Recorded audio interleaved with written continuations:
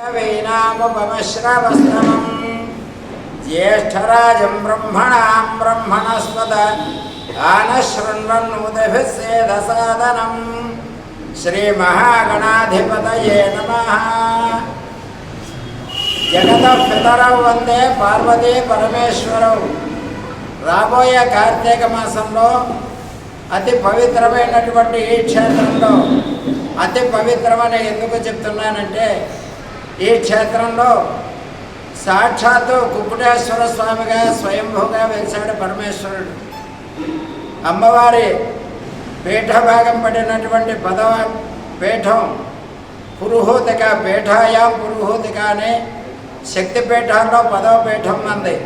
తర్వాత సాక్షాత్తు దత్తాత్రేయుడు ఇక్కడ అవతరించినటువంటి క్షేత్రం పంచమాధవ క్షేత్రాల్లో కుంతిమాధవ క్షేత్రం. అలాగే గయాసురుడు పాదాలు పడి ఎక్కడెక్కడి నుంచో తీర్థశ్రాద్ధాలు చేసుకోవడానికి వస్తున్నటువంటి అతి పవిత్రమైనటువంటి క్షేత్రం. ఇన్ని రకాలుగా పవిత్రమైన క్షేత్రం ఎక్కడా కూడా లేదు. ఒక కాశీతోటి సమానం. ఇది దక్షిణ కాశీ అని చెప్పబడుతుంది. ఇక్కడ కార్తీక మాసంలో గత 30 సంవత్సరాల క్రితం మహాలింగార్చన మాసదీక్షగా కార్తీక మాసం 4 రోజులు ఇదే స్టేజీ మీద చేశాను నేను. ఆ తర్వాత 11 సంవత్సరాలు చేసి రుద్రయాగం చేయడం జరిగింది ఇక్కడే. తర్వాత కొంతకాలం నా పనుల వల్ల మానేయడం జరిగింది. మధ్యకాలంలో మళ్ళీ ఒక కోరిక ఒకటి కలిగింది నాకు, కోటిలింగార్చన చేయాలి ఈ క్షేత్రంలో. ఎప్పుడో జరగనటువంటిది కోటిలింగార్చన.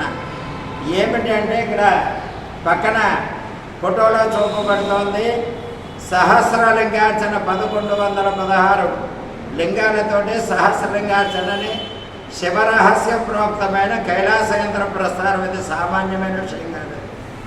అందులో అదే విధానంగా మనం 1116 కలశాల యందు రుద్రాక్షలు, నవధాన్యాలు. ఈ నవధాన్యాలు దేనికంటే మన మానవ మనుగడకి ఎంతో ఉపయోగపడేవి, అన్ని ఉత్పత్తులు కావాలని చెప్పేసి నవధాన్యాలు కూడా ఆ కలశాల యందు ఉంచి ఆవాహన చేసి షోడశావరణ అంటే కైలాసంలో శివుడి దగ్గర ఎంతమంది పరివారం ఉంటారో అంతమంది పరివారాన్ని కూడా ఇక్కడ ఆవాహన చేసి వారికి 16 రకాల ఆవరణలో పూజ చేసి వాటన్నిటికీ కలిపి 11 రుద్రాలతోటి పాలు, పెరుగు, నెయ్యి, తేనె, పంచదార, పండ్ల రసాలు, విభూతి, గంధం, సెంటు, లవండలు ఇలాగా 11 రకాల ద్రవ్యాలతోటి అభిషేకం చేయడం జరుగుతుంది.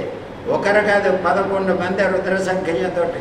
అంటే ఒకరోజు కార్యక్రమంలో 11 × 11 121 అభిషేకాలు జరుగుతాయి. ఇలాగా కోటిలింగార్చన 10 రోజుల్లో పూర్తవుతుంది. ఎప్పుడు ఇది ప్రారంభమయ్యా అంటే, కార్తీక శుద్ధ విధియ 23వ తేదీ సంకల్పం జరిగి 24వ తేదీ శుక్రవారం నుంచి ప్రతిరోజు కూడా ఈ కార్యక్రమాలన్నీ జరుగుతాయి. తర్వాత కోటి బిల్వార్చన ప్రతిరోజు కూడా శివుడికి మగవారి చేత 10 లక్షల బిల్వార్చన, ఆడవారి చేత 10 లక్షల కుంకుమార్చన. తర్వాత శరత్కాలే మహాపూజ క్రియతే యాజమాన్షికి. శరద్ ఋతువులో ఎవరు నాకు పూజలు చేస్తూ ఉంటారా అని అమ్మవారు ఎదురు చూస్తుంటుంది. అటువంటి శరద్ ఋతువులో కార్తీక మాసంలో అమ్మవారిని ఉద్దేశించి దేవీ భాగవతంలో చెప్పబడినటువంటి 700 శ్లోకాలు, ప్రతిరోజు 10 పారాయణలు, ఒక పారాయణ హోమం 13 రకాలతోటి ఫలాలతోటి పారాయణ హోమం జరుగుతుంది. తర్వాత కుంకుమార్చన, ఎవరికి సువాసన్యర్చన ప్రేత సువాసనే స్త్రీలను పూజించడానికి అమ్మవారు ఇష్టపడుతుంది. అటువంటి సువాసనకి పూజ, కుమారి పూజ, ప్రతిరోజు కూడా లక్ష్మీ గణపతి హోమము, లక్ష్మీ హోమము, ఇటువంటి కార్యక్రమాలన్నీ కూడా జరిగి 3వ తేదీతోటి అంటే పౌర్ణమి రేపనగా 2వ సోమవారంతో కార్యక్రమాలన్నీ కూడా పూర్ణాహుతితోటి సమాప్తి అవుతాయి. మరి ఈ కార్యక్రమాలు ప్రతి ఒక్కరు భాగస్వామ్యం కావాలని 1501 రూపాయి దానికి టికెట్ పెట్టడం జరిగింది. అలాగే 11,111 రూపాయలు కట్టినట్లయితే ఆ రోజు జరిగే కార్యక్రమాలన్నీ కూడా కళ్యాణంతో సహా ప్రతి కార్యక్రమం కూడా మీ చేతులతో మీరు చేసుకోవచ్చు. అలాగే ప్రారంభం సంకల్పం నుంచి ఆఖరి దాకా కూడా ప్రతిరోజు మీరు గోత్రనామాతో ఈ కార్యక్రమాలన్నీ కూడా జరుగుతాయి.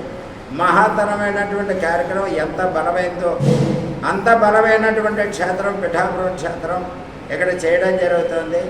అందరూ కూడా పాల్గొని ఈ కార్యక్రమాన్ని జయప్రదం చేయవలసిందిగా కోరుతున్నా. ఓం నమ శివాయ. పూజ చేయడం వల్ల ఏమిటయా ఫలం అంటే, ఎవరు బొమ్మల్లో అయితే మదించినటువంటి ఏనుగులు, వాయువేగం గల గుర్రాలు, నిండు చంద్రుని పోలినటువంటి ముఖం గల స్త్రీ అంటే భార్య సంతోషంతో ఇల్లు ఐశ్వర్యంతో ఉంటుందో అది శివ పూజ వలన మాత్రమే కలిగే ఫలితం. ఐశ్వర్యాన్ని ఇచ్చేవాడు ఈశ్వరుడు.